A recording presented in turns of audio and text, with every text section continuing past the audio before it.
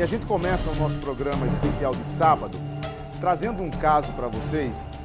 Eu tenho dito que o caso da Maria Rosália, aquela mulher que matou o filho degolado, talvez tenha sido um dos piores casos que eu particularmente já acompanhei nos meus quase 20 anos de profissão de jornalismo fazendo televisão, certo?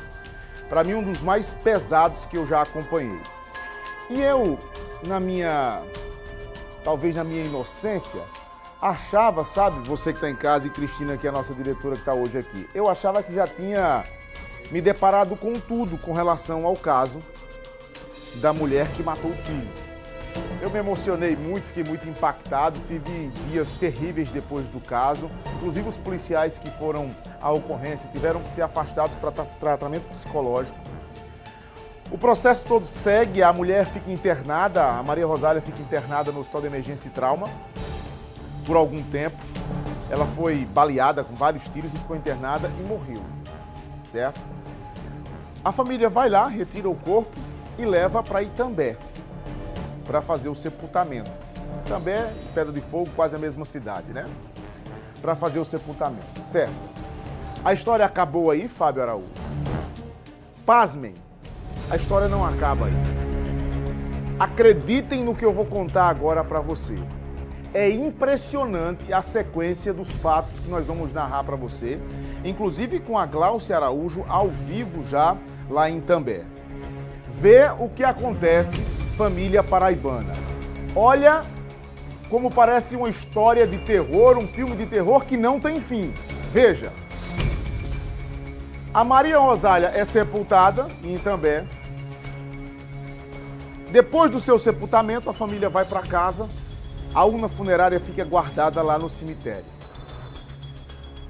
Algumas pessoas, ou uma pessoa, não sei exatamente, nós vamos tentar entender, elas vão até o cemitério, violam o túmulo da Maria Rosália, tiram o caixão da Maria Rosália e tocam fogo no corpo dela.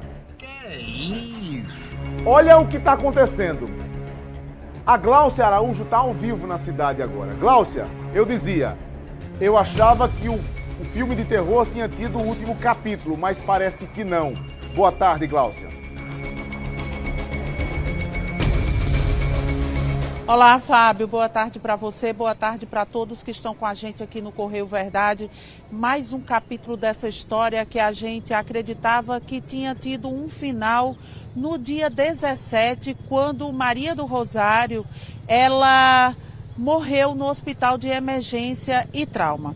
Mas Maria Rosália, nesse dia, começou mais outra história. Olha só, a gente está ao vivo agora em Itambé, que faz divisa aqui com a Paraíba, o município de Pedra de Fogo, onde o corpo de Maria Rosália, ele foi enterrado no dia 17, aqui nesse cemitério, que é o cemitério municipal da cidade. O que aconteceu? A gente recebeu a informação de que o túmulo de Maria Rosália tinha sido violado durante a madrugada. A gente veio até o local para saber se era verdade ou não. Quando chegamos, inclusive, é a primeira equipe de TV a chegar aqui no local. Quando chegamos, a gente já começou os levantamentos e descobrimos que sim, o túmulo dela foi violado, o caixão foi retirado da cova. Quem retirou esse caixão ateou fogo no corpo de Maria Rosália e depois deixou a pá em cima do caixão e fugiu, não deixando nenhuma pista. Inclusive, essa imagem aqui, que eu vou pedir para Isael mostrar para vocês aí de casa, onde a gente vê terra aqui em cima do túmulo, de acordo com a administração do cemitério, teria sido a pegada de alguém que entrou aqui no cemitério durante a madrugada.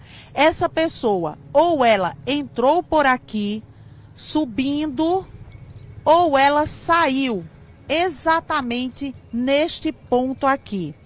Agora eu vou pedir para Isael vir até aqui, porque muita gente aqui da cidade está no local esperando exatamente a perícia, que falta chegar, porque a polícia já chegou até o local, já fez o primeiro levantamento, porque como estamos em Itambé, é a polícia de Itambé, de Pernambuco, quem vai fazer toda essa investigação, e a perícia também vai ser aqui de Itambé, por isso ainda não chegou, o cemitério está fechado, ninguém pode entrar para não tirar os vestígios aqui, porque eles precisam de pistas para saber quem foi que fez isso.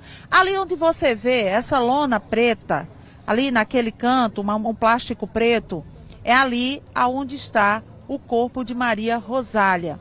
Ela foi enterrada no dia 17, no mesmo dia que ela morreu no Hospital de Emergência e Trauma, onde passou lá 27 dias.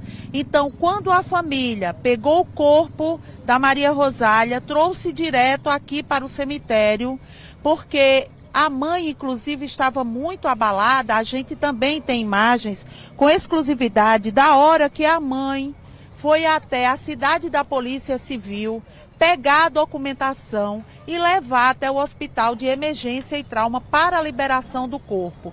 A mãe, quando chegou no Hospital de Emergência e Trauma, não quis nem aparecer para a imprensa. Então tudo foi feito com muito sigilo para que esse corpo, a gente também conseguiu com exclusividade a saída desse corpo do Hospital de Emergência e Trauma, trazendo aqui para o município de Itambé. Quando chegou aqui, foi feita uma cerimônia só com os parentes mais chegados, porque ninguém quis participar. Inclusive, na época em que Maria Rosália ficou lá no Hospital de Emergência e Trauma, durante todo esse tempo na UTI, nenhum parente foi até o local para visitar. Então, esse caso é um caso muito triste e que mais um capítulo difícil de contar dessa história, que dessa vez é a violação do túmulo da Maria Rosália. Para você aí que está em casa, que ainda não lembra bem dessa história, Fábio, eu vou contar um pouquinho do que aconteceu, porque no dia 20, moradores lá do bairro de Mangabeira ouviram uma criança gritando durante a madrugada pedindo por socorro. Essa criança seria o pequeno Miguel, de apenas 6 anos, que estava no apartamento com a mãe, a Maria Rosália. Nessa madrugada, essa criança começou a gritar, pedir socorro, os vizinhos entraram em desespero, algum até gravou, um deles gravou para mandar para a polícia dizendo do desespero dessa criança naquele momento. A polícia, quando chegou no local, encontrou a Maria Rosália sentada com a cabeça do filho no colo e o corpo no chão. Os 2 policiais que estavam lá, mandaram ela se entregar. Nessa hora, de acordo com os policiais, ela teria partido para cima deles com 2 facas. E para conter a Maria Rosália, eles atiraram 14 tiros, atingiram a mulher da cintura para baixo. Ela foi levada em estado grave para o Hospital de Emergência e Trauma. Quando chegou lá, mesmo ela com as algemas, algemada à maca, ela gritava muito, ela começou a querer se levantar da maca e gritando. Isso chamou muita atenção de todos que estavam no hospital, porque ninguém nunca tinha visto isso. E ela ficou internada lá na UTI. O quadro de saúde dela nunca melhorou, sempre era grave. Quando foi no dia 17, na madrugada, ela morreu.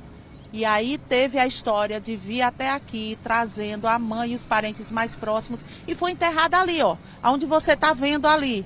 Naquela parte ali, ó, onde tem azul, aquela dali é uma tampa, que eles abrem uma cova rasa onde ela ficou, colocam o caixão dentro, depois cobrem com aquela tampa. E aquela tampa foi retirada durante a madrugada e as pessoas que chegaram aqui violaram esse túmulo, que a gente precisa lembrar, é crime.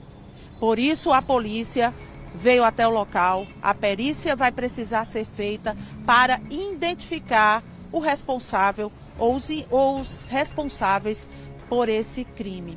É isso, Fábio, é mais uma história dentro de outra história que é difícil de contar, é difícil de relembrar, e eu achei até que quando eu falei da morte dela, a gente estava encerrando tudo, mas infelizmente não. Volto para contar mais um fato envolvendo a Maria Rosália. Eu volto com você. Obrigado, Gláucia. E eu vou dizer uma coisa para você, Gláucia. O filme de terror parece que não vai acabar, porque, veja, não é o último capítulo. A polícia agora tem a obrigação de saber quem violou o túmulo e tocou fogo no corpo da Maria Rosália. E só para completar, e aí na sua próxima entrada, eu vou deixar esse questionamento para você que está em casa e para a Gláucia também. É só uma pergunta aqui. Qual seria a motivação de alguém que vai lá, tira o corpo da Maria Rosália, toca fogo no corpo? Será simplesmente raiva, ódio, revanche, vingança pelo mal que ela fez? E uma outra opção que eu vou levantar aqui para você. Lembra de toda a história que era construída como se fosse um ritual satânico? Será que isso não faz parte, é só um pensamento de um ritual satânico, tocar fogo no corpo dessa mulher? É só uma hipótese. O que é que você acha? Eu vou deixar a pergunta para a Gláucia. Na próxima entrada, ela traz para a gente o entendimento dela dessa situação, certo?